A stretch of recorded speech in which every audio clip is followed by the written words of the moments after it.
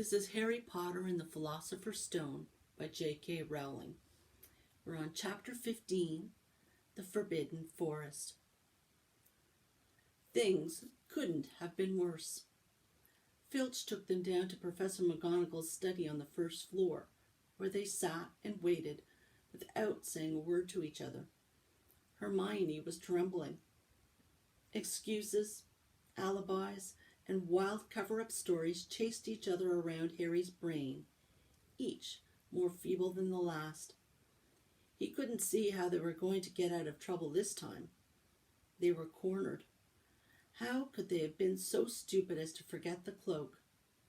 There was no reason on earth that Professor McGonagall would accept for their being out of bed and creeping around the school in the dead of night, let alone being up the tallest astronomy tower, which was out of bounds except for class. Add Norbert and the invisibility cloak, and they might as well be packing their bags already. Had Harry thought that things couldn't have been worse? He was wrong. When Professor McGonagall appeared, she was leading Neville. "Harry," Neville burst out the moment he saw the other two. "I was trying to find you to warn you. I heard Malfoy saying he was going to catch you. He said you had a drag." Harry shook his head violently to shut Neville up. But Professor McGonagall had seen. She looked more likely to breathe fire than Norbert as she towered over the three of them. "I would never have believed it of any of you. Mr. Filch says you were up the astronomy tower. It's 1:00 in the morning. Explain yourselves." It was the first time Hermione had ever failed to answer a teacher's question. She was staring at her slippers, as still as a statue. "I think I've got a good idea of what's been going on," said Professor McGonagall. "It doesn't take a genius to work it out. You fed Draco Malfoy some cock-and-bull story about a dragon, trying to get him out of bed and into trouble. I've already caught him. I suppose you think it's funny that Longbottom here heard the story and believed it too." Harry caught Neville's eye and tried to tell him without words that this wasn't true, because Neville was looking stunned and hurt. Poor, blundering Neville. Harry knew what it must have cost him to try and find them in the dark, to warn them. "I'm disgusted," said Professor McGonagall. 4 students out of bed in one night.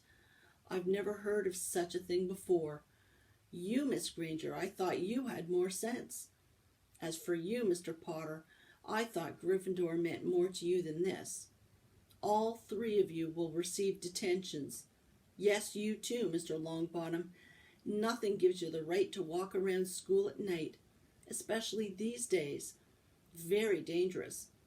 And 50 points will be taken from Gryffindor." 50! Harry gasped. They would lose the lead he'd won in the last Quidditch match. 50 points each, said Professor McGonagall, breathing heavily through her long, pointed nose. "Professor, please." "You can't. Don't tell me what I can and can't do, Potter. Now get back to bed, all of you. I've never been more ashamed of Gryffindor students."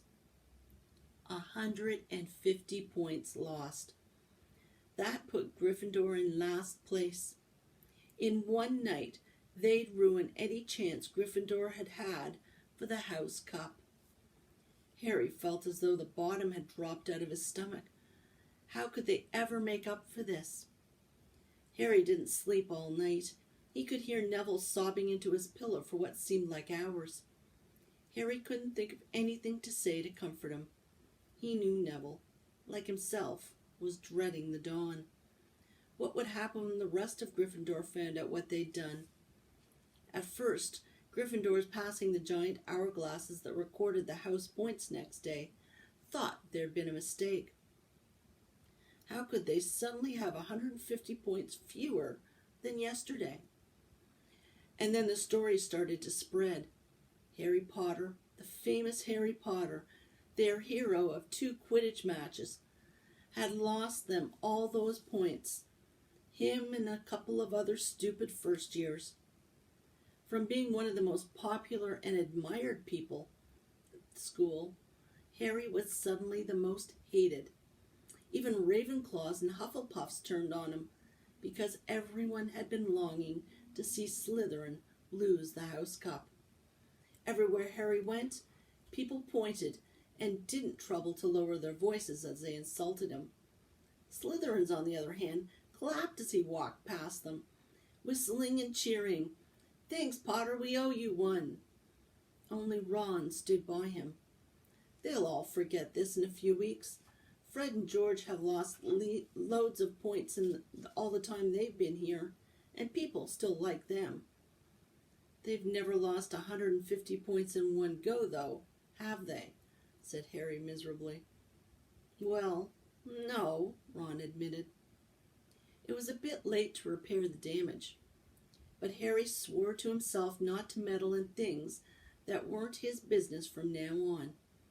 He'd had it with sneaking around and spying.